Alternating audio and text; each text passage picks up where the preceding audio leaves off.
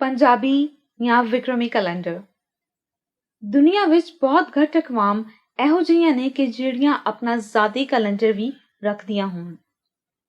ਇਹਨਾਂ ਕੁਝ ਕੌਮਾਂ ਵਿੱਚੋਂ ਸਾਡੇ ਦੇਸ਼ ਪੰਜਾਬ ਨੂੰ ਇਹ ਇਜਾਜ਼ ਹਾਸਿਲ ਹੈ ਕਿ ਅਸੀਂ ਬਾਕੀ ਤਹਿਜ਼ੀਬੀ ਤੇ ਸਕਾਫਤੀ ਸ਼ੈਵਾਂ ਦੇ ਨਾਲ ਨਾਲ ਮੁਕਾਮੀ ਤੌਰ ਤੇ ਤਿਆਰ ਹੋਣ ਵਾਲਾ ਆਪਣਾ ਦੇਸੀ ਕੈਲੰਡਰ, ਜਿਸ ਨੂੰ ਤਕਵੀਮ ਤੇ ਜੰਤਰੀ ਵੀ ਆਖਿਆ ਜਾਂਦਾ ਹੈ, ਰੱਖਦੇ ਹਾਂ, ਜਿਹੜਾ ਕਿ ਸਾਡੀ ਪੰਜਾਬੀ ਕੌਮ ਦਾ ਸ਼ਾਰ ਸਮਝਿਆ ਜਾਂਦਾ ਹੈ। ਇਸ ਦੀ ਇਬਤਦਾ ਰਾਜਾ ਵਿਕਰਮਜੀਤ ਨੇ ਕੀਤੀ। ਰਾਜਾ ਵਿਕਰਮ, ਜਿਸ ਨੂੰ ਬੁਕਰਮ, ਵਿਕਰਮਾ ਤੇ ਵਿਕਰਮਾਦਤ ਵੀ ਆਖਿਆ ਜਾਂਦਾ ਸੀ, ਉਸ ਦਾ ਅਸਲ ਨਾਂ ਵਿਕਰਮਾਦਿਤਯ ਸੀ। ਰਾਜਾ ਵਿਕਰਮ ਦੀ ਪੈਦਾਇਸ਼ 102 ਕਬਲੇ ਮਸੀਹ ਵਿੱਚ ਬਿਆਨ ਕੀਤੀ ਜਾਂਦੀ ਹੈ, ਜੋ ਕਿ ਇੱਕ ਪਰਮਾ ਪੰਜਾਬੀ ਰਾਜਪੂਤ ਸੀ ਤੇ ਪਰਮਾ ਗੰਧਾਰ ਵਰਸੇਨਾ ਦਾ ਦੂਜਾ ਪੁੱਤ ਸੀ। ਇਸ ਇਲਾਕੇ ਤੇ ਪਹਿਲੇ ਇੱਕ ਹੋਰ ਹਾਕਿਮ ਰਾਜਾ ਸ਼ਿਕਵਾ, ਜਿਸ ਦੀ ਔਲਾਦ ਨੂੰ ਸ਼ਾਕਾ ਆਖਿਆ ਜਾਂਦਾ ਹੈ, ਉਸਨੇ ਹਕੂਮਤ ਕੀਤੀ। ਸੰਨ 57 ਨੂੰ ਰਾਜਾ ਵਿਕਰਮਜੀਤ ਨੇ ਕਦੀਮ ਤੇ ਮਜ਼ਬੂਤ ਤਰੀਨ ਸਲਤਨਤ ਸ਼ਾਕਾ ਦੇ ਬਾਦਸ਼ਾਹ ਸ਼ਾਕਾਸ ਨੂੰ ਸ਼ਿਕਸਤ ਦਿੱਤੀ ਤੇ ਇਸ ਸ਼ਿਕਸਤ ਨੂੰ ਹਮੇਸ਼ਾ ਲਈ ਯਾਦਗਾਰ ਬਣਾਉਣ ਵਾਸਤੇ ਵਿਕਰਮਜੀਤ ਦੇ ਦਿਲ ਵਿੱਚ ਇਸ ਤਰੀਖ ਨੂੰ ਮਹਿਫੂਜ਼ ਤੇ ਤਫਾਖਰ ਦੇ ਤੌਰ ਤੇ ਇਸਤੇਮਾਲ ਕਰਨ ਦਾ ਖਿਆਲ ਪੈਦਾ ਹੋਇਆ। ਇਸ ਲਈ ਉਹਨੇ ਸੰਨ 56 ਕਬਲੇ ਮਸੀਹ ਨੂੰ ਇੱਕ ਕੈਲੰਡਰ ਦਾ ਆਗਾਜ਼ ਕੀਤਾ, ਜਿਹੜਾ ਕਿ ਅੱਜ ਵੀ ਵਿਕਰਮੀ ਕੈਲੰਡਰ ਜਾਂ ਤਕਵੀਮ ਦੇ ਨਾਮ ਨਾਲ ਮੌਜੂਦ ਹੈ। ਰਾਜਾ ਵਿਕਰਮਜੀਤ 117 ਸਾਲ ਤੱਕ ਜ਼ਿੰਦਾ ਰਹੇ। ਇਸ ਪੰਜਾਬੀ ਹੁਕਮਰਾਨ ਦਾ ਕੈਲੰਡਰ ਪਾਕਿਸਤਾਨ, ਹਿੰਦੁਸਤਾਨ, ਬੰਗਲਾਦੇਸ਼ ਤੇ ਨੇਪਾਲ ਵਿੱਚ ਇਸਤੇਮਾਲ ਹੁੰਦਾ ਰਿਹਾ ਹੈ।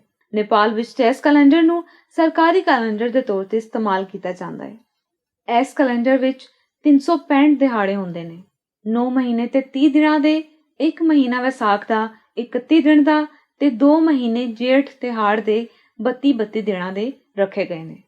ਇਸ ਸ਼ਮਸੀ ਕੈਲੰਡਰ ਜਾਂ ਤਕਵੀਮ ਵਿੱਚ ਸਾਲ ਵਿਸਾਖ ਦੇ ਮਹੀਨੇ ਤੋਂ ਸ਼ੁਰੂ ਹੁੰਦਾ ਹੈ। ਇਸ ਕੈਲੰਡਰ ਦੀ ਸਭ ਤੋਂ ਮੁਨਫਰਿਦ ਤੇ ਅਹਿਮ ਗੱਲ, ਜਿਸ ਦਾ ਤਜ਼ਕਰਾ ਆਮ ਤੌਰ ਤੇ ਇਸ ਕੈਲੰਡਰ ਦੀ ਅਹਿਮੀਅਤ ਬਿਆਨ ਕਰਦਾ ਹੈ, ਉਹ ਇਹ ਹੈ ਕਿ ਮੌਜੂਦਾ ਜ਼ਮਾਨੇ ਦੀ ਘੜੀ ਦੀ ਤਰ੍ਹਾਂ ਇਸ ਵਿੱਚ ਇੱਕ ਦਿਨ ਨੂੰ ਮੁਖਤਲਿਫ ਔਕਾਤ ਵਿੱਚ ਤਕਸੀਮ ਕੀਤਾ ਗਿਆ ਹੈ, ਜਿਸ ਨੂੰ ਕਿ ਵੇਲਾ ਆਖਿਆ ਜਾਂਦਾ ਹੈ। ਇਸ ਕੈਲੰਡਰ ਰਾਹੀਂ ਇੱਕ ਦਿਨ ਨੂੰ 8 ਵੇਲਿਆਂ ਵਿੱਚ ਤਕਸੀਮ ਕੀਤਾ ਗਿਆ ਹੈ। ਇੱਕ ਵੇਲਾ ਮੌਜੂਦਾ ਦੌਰ ਦੀ ਘੜੀ ਦੇ ਹਿਸਾਬ ਨਾਲ 3 ਘੰਟੇ ਦੇ ਬਰਾਬਰ ਹੈ। ਵੇਲਿਆਂ ਦੀ ਤਕਸੀਮ ਇੰਜ ਕੀਤੀ ਗਈ ਹੈ: ਦਮੀ ਵੇਲਾ ਸਵੇਰ 6 ਵਜੇ ਤੋਂ 9 ਵਜੇ ਤੱਕ, ਦੁਪਹਿਰ ਵੇਲਾ ਸਵੇਰ 9 ਵਜੇ ਤੋਂ 12 ਵਜੇ ਤੱਕ, ਪੇਸ਼ੀ ਵੇਲਾ ਦੁਪਹਿਰ 12 ਵਜੇ ਤੋਂ 3 ਵਜੇ ਤੱਕ, ਦੀਗਰ ਵੇਲਾ ਸਪੈਰ 3 ਵਜੇ ਤੋਂ ਸ਼ਾਮ 6 ਵਜੇ ਤੱਕ, ਨਮਾਸ਼ਾਂ ਵੇਲਾ ਸ਼ਾਮ 6 ਵਜੇ ਤੋਂ ਰਾਤ 9 ਵਜੇ ਤੱਕ, ਕੁਫਤਾ ਵੇਲਾ ਰਾਤ 9 ਵਜੇ ਤੋਂ ਰਾਤ 12 ਵਜੇ ਤੱਕ, ਅਧਰਾਤ ਵੇਲਾ ਰਾਤ 12 ਵਜੇ ਤੋਂ ਰਾਤ 3 ਵਜੇ ਤੱਕ, ਸਰਗੀ ਵੇਲਾ ਸਵੇਰ 3 ਵਜੇ ਤੋਂ ਸਵੇਰ 6 ਵਜੇ ਤੱਕ ਹੁੰਦਾ ਹੈ।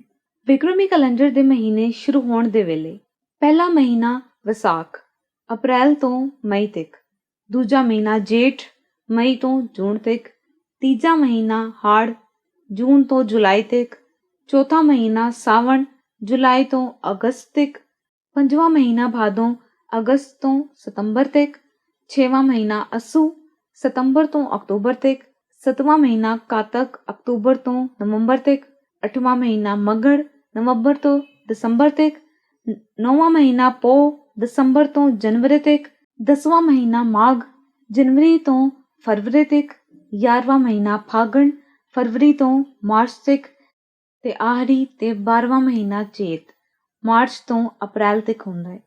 ਤੁਸੀਂ ਆਮ ਤੌਰ ਤੇ ਸੁਣਿਆ ਹੋ ਸੀ ਕਿ ਪੰਜਾਬ ਵਿੱਚ 4 ਮੌਸਮ ਸਨ, ਪਰ ਮੁਹੱਕਿਕੀਨ ਦਾ ਇਸ ਇਖਤਲਾਫ ਆਪਣੀ ਪੂਰੀ ਤਾਰੀਖੀ ਸ਼ਹਾਦਤ ਦੇ ਨਾਲ ਮੌਜੂਦ ਹੈ ਕਿ ਵਾਦੀ ਸਪੁਤ ਸਿੰਧੂ ਅਲਮਾਰੂਫ ਪੰਜਾਬ, ਜਿਹੜਾ ਕਿ ਵਾਹੀ ਬੀਜੀ ਯਾਨੀ ਕਾਸ਼ਤਕਾਰੀ ਵਿੱਚ ਪੂਰੀ ਦੁਨੀਆ ਵਿੱਚ ਆਪਣੀ ਮੁਨਫਰਿਦ ਮਿਸਾਲ ਰੱਖਦਾ ਸੀ, ਦੁੱਖ ਸੁੱਖ ਲੈਣਾ ਦੇਣਾ ਗਾਣਾ ਵਜਾਣਾ ਯਾਨੀ ਹਰ ਮਾਮਲੇ ਵਿੱਚ ਇੱਥੋਂ ਦੇ ਇਨਸਾਨ ਦਾ ਵਾਹੀ ਬੀਜੀ ਤੇ ਮੌਸਮਾਂ ਦੇ ਨਾਲ ਤਾਲੁਕ ਬਹੁਤ ਗਹਿਰਾ ਹੈ।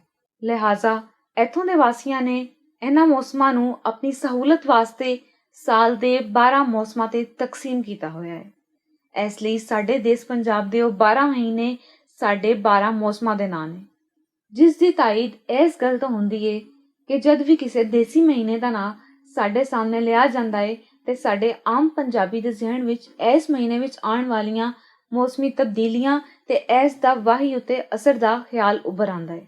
ਮਿਸਾਲ ਦੇ ਤੌਰ ਤੇ ਸਾਵਣ ਬਾਰਿਸ਼ਾਂ ਦਾ ਮੌਸਮ, ਚੇਤਰ ਨਵੀਆਂ ਕੌਂਪਲਾਂ ਫੁੱਟਣ ਦਾ ਮੌਸਮ, ਵਿਸਾਖ ਤਿਆਰ ਫਸਲਾਂ ਜਾਂ ਖੁਸ਼ੀ ਦਾ ਮੌਸਮ। ਇਸ ਦੇਸੀ ਕੈਲੰਡਰ ਵਿੱਚ ਸੂਰਜ ਤੇ ਚੰਨ ਦੋਵਾਂ ਨੂੰ ਬੁਨਿਆਦ ਬਣਾਇਆ ਗਿਆ ਹੈ। ਮਹੀਨਿਆਂ ਲਈ ਚੰਨ ਤੇ ਵੇਲਿਆਂ ਲਈ ਚੰਨ ਤੇ ਸੂਰਜ ਦੋਹਾਂ ਤੋਂ ਕੰਮ ਲਿਆ ਜਾਂਦਾ ਹੈ। 1957 ਵਿੱਚ ਨੈਸ਼ਨਲ ਕੈਲੰਡਰ ਆਫ ਇੰਡੀਆ ਨੇ ਕੈਲੰਡਰ ਰਿਫਾਰਮ ਕਮੇਟੀ ਤਸ਼ਕੀਲ ਦਿੱਤੀ, ਜਿਸ ਨੇ ਈਸਵੀ ਸਾਲ ਨਾਲ ਮੁਤਾਬਕਤ ਲਈ ਇੱਕ ਫਾਰਮੂਲਾ ਤਰਤੀਬ ਦਿੱਤਾ। ਇਹੀ ਕੈਲੰਡਰ ਮੌਜੂਦਾ ਦੌਰ ਵਿੱਚ ਇਸਤੇਮਾਲ ਹੋ ਰਿਹਾ ਹੈ ਤੇ ਹੁਣ 14 ਅਪ੍ਰੈਲ 2020 ਨੂੰ ਨਵਾਂ ਵਿਕਰਮੀ ਸਾਲ 2077 ਸ਼ੁਰੂ ਹੋਇਆ ਸੀ। ਹੁਣ ਗੱਲ ਕਰਾਂਗੇ ਨਾਨਕ ਸ਼ਾਹੀ ਕੈਲੰਡਰ ਬਾਰੇ। ਨਾਨਕ ਸ਼ਾਹੀ ਕੈਲੰਡਰ, ਜਿਸ ਦੀ ਤਰਤੀਬ ਈਸਵੀ ਕੈਲੰਡਰ ਵਰਗੀ ਹੈ, ਉਸ ਦੇ ਇਬਤਦਾਈ ਕੰਮ 1960 ਵਿੱਚ ਇੱਕ ਕੈਨੇਡੀਅਨ ਸਿੱਖ retired computer engineer Pal Singh ਪਰਵਾਲ ਨੇ ਸ਼ੁਰੂ ਕੀਤਾ ਸੀ।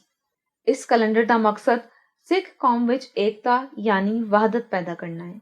ਨਾਨਕ ਸ਼ਾਹੀ ਕੈਲੰਡਰ ਦੇ ਮੁਤਾਬਿਕ 14 ਮਾਰਚ ਨੂੰ ਸ਼ੁਰੂ ਹੋਣ ਵਾਲੇ ਇਸ ਕੈਲੰਡਰ ਦਾ ਪਹਿਲਾ ਮਹੀਨਾ ਚੇਤਰ ਹੈ। ਨਾਨਕ ਸ਼ਾਹੀ ਕੈਲੰਡਰ ਦੇ ਮੁਤਾਬਿਕ ਦਿਨਾਂ ਦੀ ਵੰਡ ਇੰਝ ਕੀਤੀ ਗਈ ਹੈ: ਚੇਤਰ, ਵਿਸਾਖ, ਜੇਠ, ਹਾੜ ਤੇ ਸਾਵਣ 31 ਦਿਨਾਂ ਦੇ, ਤੇ ਭਾਦੋਂ, ਅੱਸੂ, ਕਾਤਕ, ਮੱਘੜ, ਪੋਹ, ਮਾਹ ਤੇ ਫਾਗਣ 30 ਦਿਨਾਂ ਦੇ ਹੁੰਦੇ ਨੇ।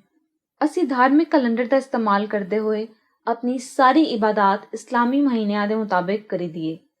ਹਕੂਮਤ ਤੇ ਤਾਲੀਮੀ ਮਾਮਲਾਤ ਈਸਵੀ ਕੈਲੰਡਰ ਦੇ ਮੁਤਾਬਿਕ ਚੱਲ ਰਹੇ ਨੇ। ਇੰਝ ਹੀ ਜੇ ਗੱਲ ਪੰਜਾਬੀ ਕੌਮ ਦੇ ਜ਼ਰਈ ਮਾਮਲਾਤ ਦੀ ਹੋਵੇ ਜਾਂ ਰਵਾਇਤੀ ਤੇ ਸਕਾਫਤੀ ਤਿਉਹਾਰਾਂ ਦੀ, ਮੁਕਾਮੀ ਸਤ੍ਹਾ ਤੇ ਇਜਾਦ ਹੋਣ ਵਾਲਾ ਪੰਜਾਬੀ ਕੈਲੰਡਰ ਹੀ ਇਸਤੇਮਾਲ ਕੀਤਾ ਜਾਂਦਾ ਹੈ। ਬਸ ਇੱਕ ਗੁਜ਼ਾਰਿਸ਼ ਹੈ ਕਿ ਆਪਣੀ ਤਹਿਜ਼ੀਬੀ, ਸਕਾਫਤੀ ਤੇ ਤਾਰੀਖੀ ਚੀਜ਼ਾਂ ਦੀ ਹਿਫਾਜ਼ਤ ਕਰੋ, ਕਿਉਂਕਿ ਇਹ ਚੀਜ਼ਾਂ ਕੌਮਾਂ ਦੀ ਅਹਿਸਾਸ ਹੁੰਦੀਆਂ ਨੇ, ਜਿਨ੍ਹਾਂ ਨਾਲ ਇੱਕ ਕੌਮ ਦੀ ਸ਼ਊਰ ਤੇ ਇਲਮੀ ਹਾਲਤ ਦਾ ਪਤਾ ਲੱਗਦਾ ਹੈ। ਸਾਡਾ ਹਕੂਮਤ ਪੰਜਾਬ ਅੱਗੇ ਮੁਤਾਲਬਾ ਹੈ ਕਿ ਸਾਡੇ ਇਸ ਤਾਰੀਖੀ ਪੰਜਾਬੀ ਕੈਲੰਡਰ ਦੀ ਹਕੂਮਤੀ ਸਰਪ੍ਰਸਤੀ ਵਿੱਚ ਹਿਫਾਜ਼ਤ ਕੀਤੀ ਜਾਵੇ। ਸ਼ੁਕਰੀਆ। ਜੀਵੇ ਪੰਜਾਬੀ ਕੌਮ, ਜੀਵੇ ਪੰਜਾਬ, ਵਸੇ ਪਿਆਰਾ ਪਾਕਿਸਤਾਨ।